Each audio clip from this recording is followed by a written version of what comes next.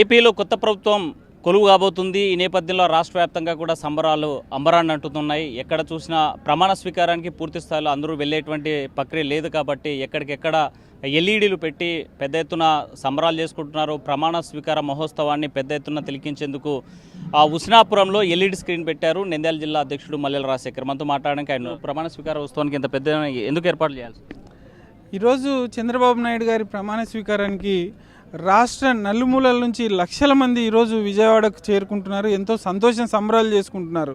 అందరూ విజయవాడకు పోవాలంటే ఇబ్బంది అవుతుందనే ఉద్దేశంతోనే ఇక్కడ ప్రజలకు అందుబాటులో ఎల్ఈడి స్క్రీన్స్ అరేంజ్ చేసి ప్రతి ఒక్కరూ ఈ నామినేషన్ ఘట్టాన్ని ప్రమాణ స్వీకార ఘట్టాన్ని అందరూ చూడాలనే ఉద్దేశంతోనే ఇక్కడ ఓరకల్లు మండలంలో ఏర్పాటు చేయడం జరిగింది. అందుకే ప్రజలు అందరూ వచ్చి మహిళలు ముఖ్యంగా ఇక్కడికి వచ్చి వీక్షిస్తున్నారు. ముఖ్యంగా ఈరోజు రాష్ట్రము ఒక దుర్మార్గుని చేతిలో నుంచి డెవలప్మెంట్ లేని రాష్ట్రంగా ఇన్ని రోజులు 5 సంవత్సరాలు ఏమి డెవలప్మెంట్ జరగకుండా ఒక దుర్మార్గుడు సైకో మాదిరి వ్యవహరించి ముఖ్యంగా రాష్ట్రం డెవలప్మెంట్ లేదనే ఉద్దేశంతోనే రాష్ట్రంలో ఉన్న ప్రజలందరూ చంద్రబాబు నాయుడు గారికి పట్టం కట్టడం జరిగింది. అదే తరహాలోనే ఈరోజు ప్రమాణ స్వీకారానికి కూడా ప్రజలందరూ వెళ్తున్నారు. వాళ్ళ కోసమే ఇక్కడ ఏర్పాటు చేయడం జరిగింది. ముఖ్యంగా ఈరోజు రాష్ట్రంలో రాజధాని లేని రాష్ట్రంగా ఏదన్నా దేశంలో ప్రపంచంలో ఉందంటే అది ఏకైకంగా మన ఆంధ్రప్రదేశ్ రాష్ట్రం. ఎందుకు అట్లా ఉంది అంటే జగన్మోహన్ రెడ్డి గారు ఆ రోజు నారా చంద్రబాబు నాయుడు గారు 2014-19లో సీఎంగా ఉన్నప్పుడు దాదాపుగా 400 కోట్లు వెచ్చించి రాజధాని ఏర్పాటు చేయడం జరిగింది. అందరూ ప్రజలు కోరిన రాజధాని అమరావతి రాజధాని అంటే చంద్రబాబు గారి మీద కోపంతో రాజధానిని డెవలప్మెంట్ చేయకుండా ఈ సైకో ప్రభుత్వం దాన్ని పక్కకు పెట్టడం జరిగింది. ఈరోజు నిన్న చంద్రబాబు నాయుడు గారు మాటలలోనే మన ఏకైక రాజధాని అమరావతి అని చెప్పడం చాలా సంతోషంగా ఉంది. రాష్ట్రంలో ఉన్న ప్రజలు కూడా చాలా సంతోషంగా ఉన్నారు మనకు రాజధాని పూర్తవుతుందని చెప్పేసి. ఎందుకంటే చూస్తున్నాం గతంలో మీరు చూసినారు జగన్మోహన్ రెడ్డి గారు 3 రాజధానులు రాష్ట్రం సమానంగా అభివృద్ధి కావాలని చెప్పి ఎక్కడనే కానీ రాష్ట్రంలో విశాఖపట్నం కానీ కర్నూలు కానీ అమరావతి కానీ ఎక్కడ డెవలప్మెంట్ లేదు. ఈరోజు కర్నూలు లీడర్లకు అసలు సిగ్గుందా వీళ్ళకు? 14 మంది ఎమ్మెల్యేలను గెలిపిస్తే ఇక్కడ కర్నూలులో గతంలో ఒక చిన్న డెవలప్మెంట్ కూడా చేయకుండా ఆ 14 మంది ఎమ్మెల్యేలు కర్నూలులో ఉన్న వనరులను దాచుకోవడం తప్పితే ఎక్కడ లేదు. అలాగే వాళ్ళ సీఎం కూడా రాష్ట్రంలో ఉన్న వనరులు ఇసుక అయితేనేమి తర్వాత ఈ లిక్కర్ మాఫియా అయితేనేమి దీన్ని అడ్డం పెట్టుకొని రాష్ట్రాన్ని అంతా దోచుకొని అతను ఎక్కడ ఒక అమరావతి కాదు రాష్ట్రాన్ని కూడా గాలికి వదిలేసిన రోజులు మనం చూసినాం. ఇవన్నీ గమనించిన ప్రజలే చంద్రబాబు నాయుడు గారు అయితేనే ఖచ్చితంగా రాష్ట్రం డెవలప్మెంట్ అవుతుందనే ఉద్దేశంతోనే ఈరోజు భారీగా మాకు తెలుగుదేశం పార్టీకి సీట్లు గెలిపించి ఇవ్వడం జరిగింది. మనం చూసాము నంద్యాల జిల్లాలో క్లీన్ స్వీప్ చేసింది. ఉమ్మడి కర్నూలు జిల్లా చూసుకుంటే 12 సీట్లు టీడీపీ పార్టీకి వచ్చినటువంటి పరిస్థితి చూస్తుంది. ఇంత పెద్ద ఎత్తున అంటే మనం సుమారు 94 తర్వాత ఇంత పెద్ద ఎత్తున టీడీపీకి ఆధారం కావడం ఈ జిల్లాలో ఎలాంటి వ్యూహాలు ఉంది? గతంలో ఎప్పుడూ లేని విధంగా ఈరోజు ఉమ్మడి జిల్లా అయితేనేమి నంద్యాల జిల్లా అయితేనేమి ఎప్పుడొచ్చినా 2 లేక 3 సీట్లు వచ్చేవి. ఈసారి ఎందుకంటే ఇంత ప్రజల్లో వ్యతిరేకత రావడము ఏ తప్పు చంద్రబాబు నాయుడు గారిని నంద్యాలకు వచ్చినప్పుడు అరెస్ట్ చేయడం అనేది ప్రజలు జీర్ణించుకోలేకపోయినారు. ఎందుకంటే గతంలో సీఎంగా ఉన్నప్పుడు 2 పర్యాయం సీఎంగా ఉన్నప్పుడు చిన్న మచ్చలేని నాయకుడు చంద్రబాబు గారు. జగన్మోహన్ రెడ్డి ఏదైతే జైలుకు పోయి ఇచ్చినాడో ఖచ్చితంగా చంద్రబాబును కూడా ఏదో ఒక తప్పు కేసు ఇరికిచ్చి జైల్లో పెట్టాలని ఒక దురుద్దేశంతో నంద్యాలలో అరెస్ట్ చేయడం జరిగింది.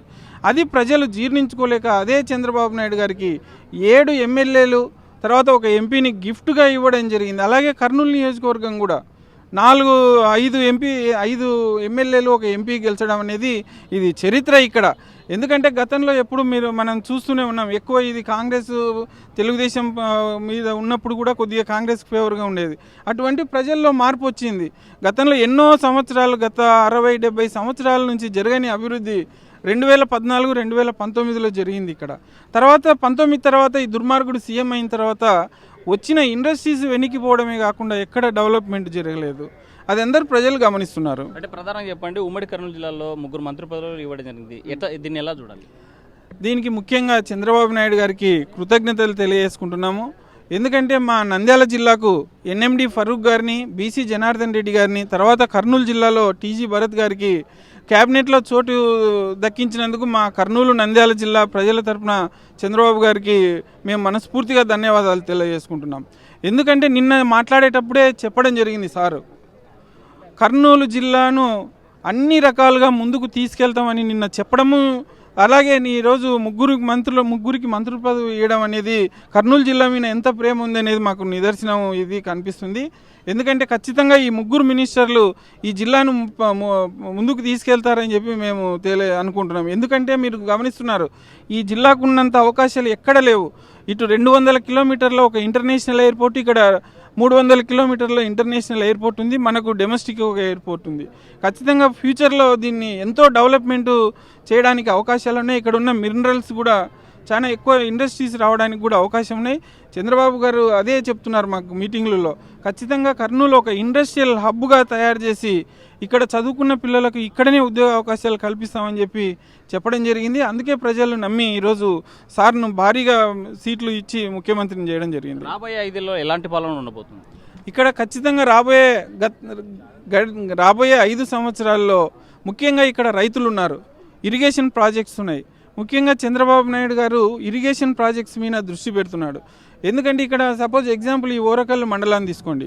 ఇక్కడ ఉన్న ఒక దుర్మార్గుడు ఎమ్మెల్యే 2019 ఎలక్షన్లో హెచ్ఎన్ఎస్ మా మండలం మీద నుంచి పోతుంది, దాని నుంచి నీళ్లు తెస్తాని 2019లో ఓట్లు వేయించుకొని ఎమ్మెల్యేగా గెలిచి ఇక్కడ ఉన్న ఎర్రమన్ను తోలుకున్నారు, ఇక్కడ ఉన్న నల్లమన్ను తోలుకున్నారు, ఇక్కడ ఉన్న అన్ని వనరులను తీసుకుపోయి సంపాదించుకున్నారు. కానీ ఈ పాణ్యం నియోజకవర్గంలో ఏ చిన్న డెవలప్మెంట్ జరగలేదు. ఈరోజు మా ఎమ్మెల్యే గారు చరితమ్మ గారు అయితేనేమి, మిగతా గెలిచిన ఎమ్మెల్యేలు అయితేనేమి, అందరి దృష్టి ఇరిగేషన్ రైతులు బాగుండాలి, రైతులకు మే జూన్ జూలై వరకు నీళ్లు అందించే మాదిరి ప్రతిపాదనలు తయారు చేస్తున్నారు. రాబోయే కాలంలో రైతులు అయితేనేమి, ముఖ్యంగా నిరుద్యోగులు, ఈరోజు ఎన్నో ఇండస్ట్రీస్ ఇక్కడికి వస్తున్నాయి. రాబోయే రోజులు మంచి రోజులు వస్తున్నాయి. ఇక్కడ చదువుకున్న డిగ్రీలు ఇంజనీరింగ్ పూర్తి చేసుకున్న విద్యార్థులకు కూడా ఇక్కడే ఉద్యోగ అవకాశాలు ఎన్నో కల్పిస్తారు. ఇండస్ట్రీస్ కూడా ఇక్కడికి వస్తాయి. ముఖ్యంగా ఈరోజు ఓరకల్లులో జయరాజ్ స్పాత్ దాదాపుగా 2000 మందికి ఉద్యోగాలు వస్తాయి. 5 సంవత్సరాలు ఆ ఫ్యాక్టరీలో వచ్చే ఆదాయాన్ని చూసినారు, కానీ అది తొందరగా పూర్తి చేస్తే ఉద్యోగ అవకాశాలు వస్తాయనే బాధ్యత లేని వైసీపీ ఎమ్మెల్యేలు గతంలో ఉన్నారు.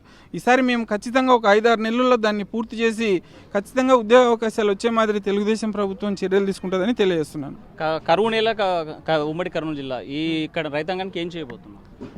మీరు గతంలో చూస్తే చంద్రబాబు నాయుడు గారు సీఎంగా ఉన్నప్పుడు హెచ్ఎన్ఎస్ కాలువ నుంచి అనంతపూర్కి చిత్తూరుకి నీళ్లు పోయేటివి. కానీ సార్ సీఎం అయిన తర్వాత అప్పుడు 2014లో దాదాపుగా 68 చెరువులకు నీళ్లు నింపడం జరిగింది. ఆ చెరువులకు నీళ్లు నింపడం వల్ల గ్రౌండ్ వాటర్ పెరిగి వ్యవసాయ రంగానికి బాగుంటుందనే ఉద్దేశం.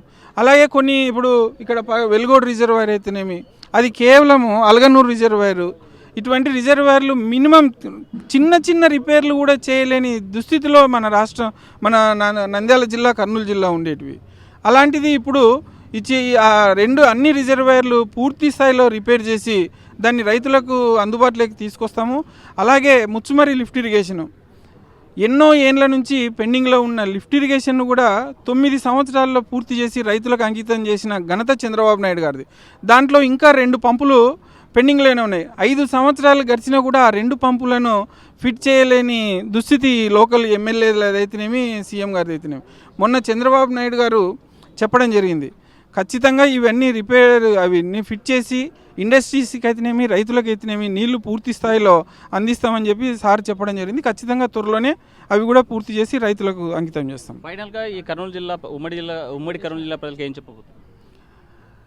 ఉమ్మడి జిల్లా ప్రజలకు తెలుగుదేశం పార్టీ తరఫున నేను చెప్పేది ఒకటే, ఏదైతే చంద్రబాబు గారి మీద నమ్మకంతో ఓట్లేసి ఈరోజు నంద్యాల జిల్లాలో 7 సీట్లు, ఇక్కడ 5 సీట్లు ఇచ్చిన మీకు అందరికీ నేను ఒకటే చెప్తున్నాను, ఖచ్చితంగా చంద్రబాబు నాయుడు గారి సారథ్యంలో మన ఉమ్మడి జిల్లాకి ఇచ్చిన 3 మినిస్టర్ల సారథ్యంలో మన జిల్లాను డెవలప్మెంట్ చేస్తూ ముందుకు తీసుకెళ్తుంది తెలుగుదేశం ప్రభుత్వము. రైతులు, ఉద్యోగస్తులు, తర్వాత నిరుద్యోగులు, మహిళలు అందరూ అధైర్యపడకుండా ధైర్యంగా ఉండాలా.